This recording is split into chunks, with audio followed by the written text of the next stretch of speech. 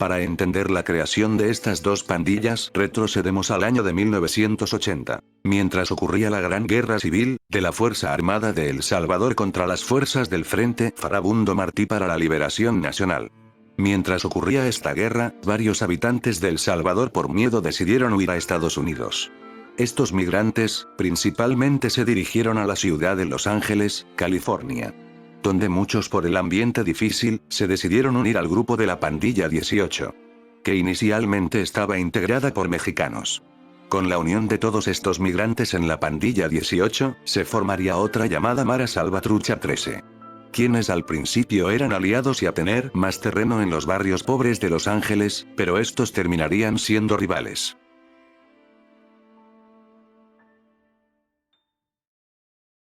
De esto pasamos al año de 1992.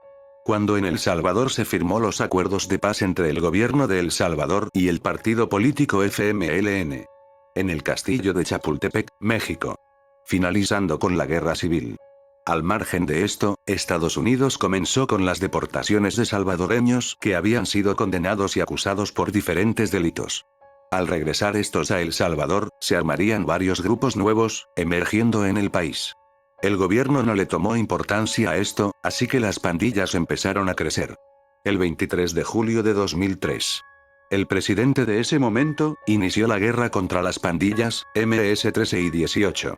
Implementando el Plan Mano Dura, que consistía en desplegar varias unidades policiales para realizar capturas masivas de estos. Haciendo que el número de los pandilleros en las cárceles aumenten, de 4.000 personas a 8.000. Provocando demasiada violencia en las cárceles por parte de las pandillas rivales. A lo que el gobierno mejor decidió separar a cada pandilla rival en diferentes prisiones. Después de esto, las propias cárceles serían controladas por las pandillas. En el año de 2004, este plan tuvo un pequeño éxito, disminuyendo la tasa de muertes del país. Pero esto duró poco en el año 2006, cuando la tasa de muertes aumentó demasiado. Después de estos ocurrieron muchos crímenes durante años, incluso llegando a ser uno de los países más peligrosos. En el año de 2012, los líderes de las dos pandillas con ayuda del gobierno, realizarían un pacto para una tregua y disminuir las muertes y junto a esto lo demostrarían entregando sus armamentos, no involucrando a menores a las pandillas. Ya que en estos tiempos se registraban 14 muertes diarias o más. Las autoridades decidieron sacar a muchos líderes de estas pandillas de la cárcel de máxima seguridad conocida como el Sacatrás. Para llevarlos a uno de seguridad media y así mejorar la comunicación entre los líderes y llevar la tregua. Pero a raíz de esto, muchos pandilleros presos tenían beneficios en las cárceles, incluso parecían hoteles para estos. Ya que el gobierno les dio muchos privilegios impensables, como sustancias ilícitas, fiestas privadas, celulares y mujeres que ejercen la venta de sus cuerpos. Los líderes con todos estos beneficios seguían ordenando a los pandilleros de afuera a quien quitarle la vida. Todo esto ocurría adentro de las cárceles, mientras que El Salvador afuera se desangraba por toda su violencia. En El Salvador podías perder la vida por parte de estas pandillas solamente si vivías en una zona donde habitaban las pandillas rivales, aunque no fueras parte de ellas. Ser parte de estas pandillas era llevar órdenes por parte de los líderes para quitarle la vida a los rivales. Incluso hasta la gente de tu misma pandilla te podía quitar la vida si no seguías las órdenes. En este video me adentraré en un documental hecho por un forense salvadoreño llamado Israel Ticas, y de cómo vivía con los crímenes diarios en el país.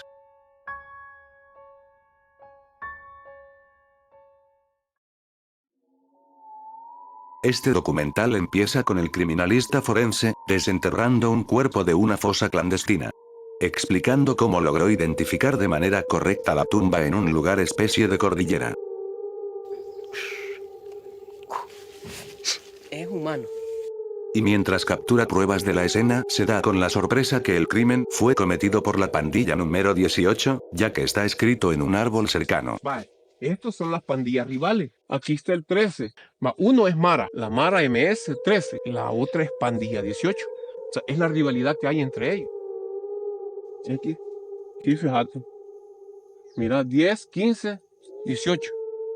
Al momento de identificar toda la zona, el forense Israel empieza a excavar a los lados de donde se encuentra esta tumba para acto seguido proceder a la limpieza de restos. Al terminar el proceso, descubren que la persona enterrada estaba totalmente con sus partes despojadas, a lo que termina siendo totalmente irreconocible. Debido a este problema, la persona no logró ser identificada y terminó siendo enterrada así.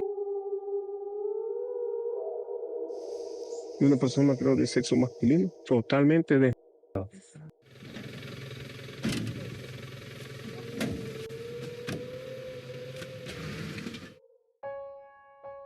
También explica el proceso de sepultación con personas no identificadas. Siempre los encuentro con cerebro. Esta persona no tenía. Y él fue enterrado como XX. Como no identificado. El forense menciona que medicina legal se lleva el cuerpo, en la morgue le realizan todo el proceso y recuperan un hueso, para guardarlo, por si algún familiar aparece y así, realizar la prueba de ADN y poder identificarlo. Al momento de enterrarlo, meten el cuerpo en una bolsa negra, adentro también meten datos de dónde fue encontrado, información de la autopsia y después lo entierran en una fosa común.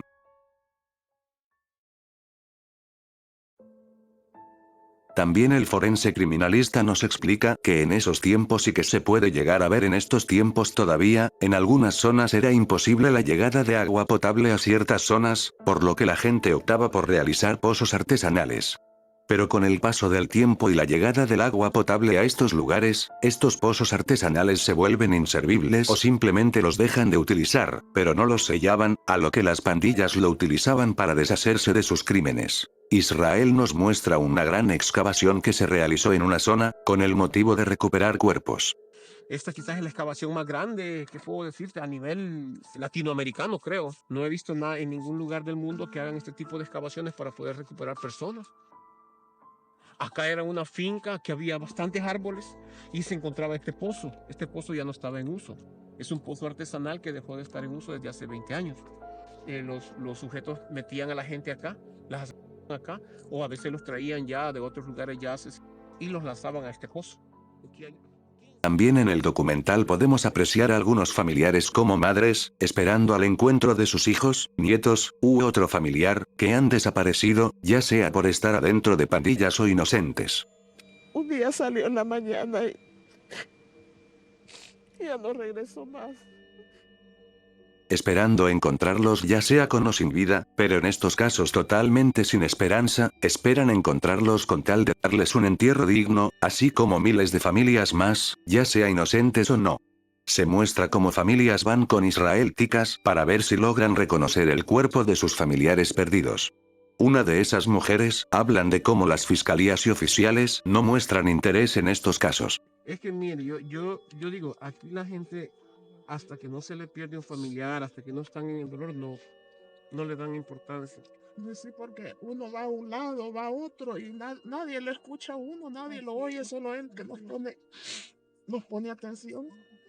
Primero Dios, yo se lo voy a encontrar, madre.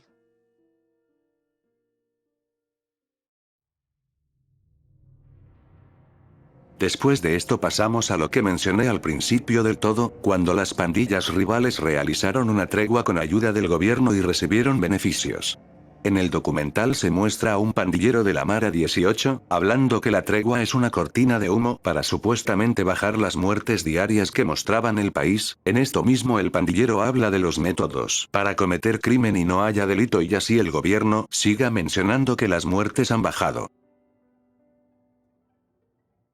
Ella, ahora en día la pandilla, como le digo, va avanzada, pues va. Dicen tregua, huevo, vengo yo, capturo un hijo, lo mato y lo entierro y como no hay muerto, no hay prueba, y no hay prueba, no hay delito, pues ¿qué nos va a acusar si no hay nada? El sistema puede decir no hay muerte, pero si vaya a buscar a la fiscalía en verga, desaparecido.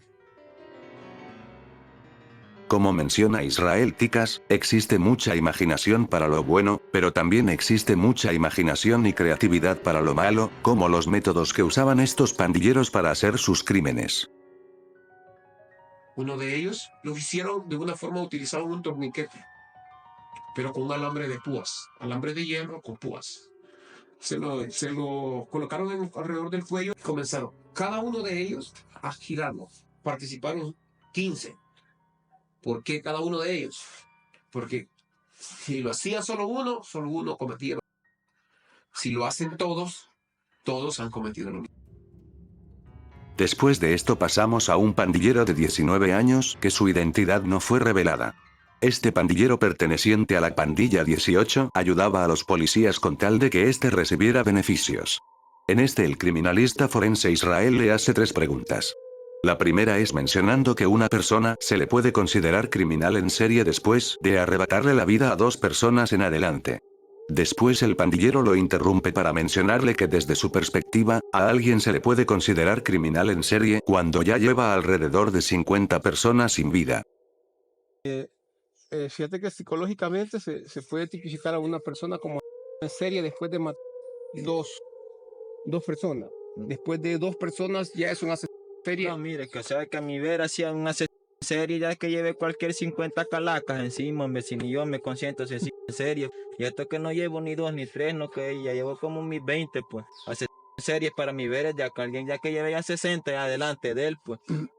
Poco tiempo después este empieza a relatar cómo fue la primera vez que le quitó la vida a alguien y después mencionando que después de la segunda vez a este le empezó a gustar cometer estos actos dejando unas palabras escalofriantes. Como la primera vez que me mandaron a matar a esa víctima tenía como 30 años, va, de 12 años lo fui a matar. Lo que la primera vez tuve miedo, pues va. Ya la segunda vez ya me gustó, ya la tercera vez me gustó. Hay algo pues de que no está a gusto uno si no anda pues.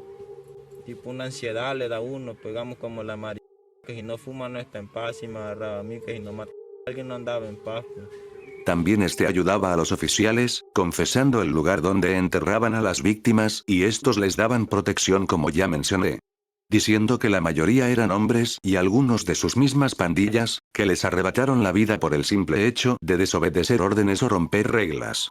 Y las mujeres que perdieron la vida, solo por ser infieles con personas de las pandillas contrarias. Después de todo esto, el documental sigue con Israel hablando de su trabajo y exhumando más personas en fosas clandestinas, hasta el final donde después de exhumar por completo a una persona quien se llamaba Douglas, llegan los familiares de estas para reconocerlos. La primera persona en ir a reconocerlo es su hermano, quien al primer instante de verlo, lo reconoce por su cuerpo. Sí, hombre, Douglas. Sí, es mi hermano, ¿Por qué lo identifica? Por las umbras y el hilo largo. Después llegan 2 mujeres más quien logran reconocerlos por completo.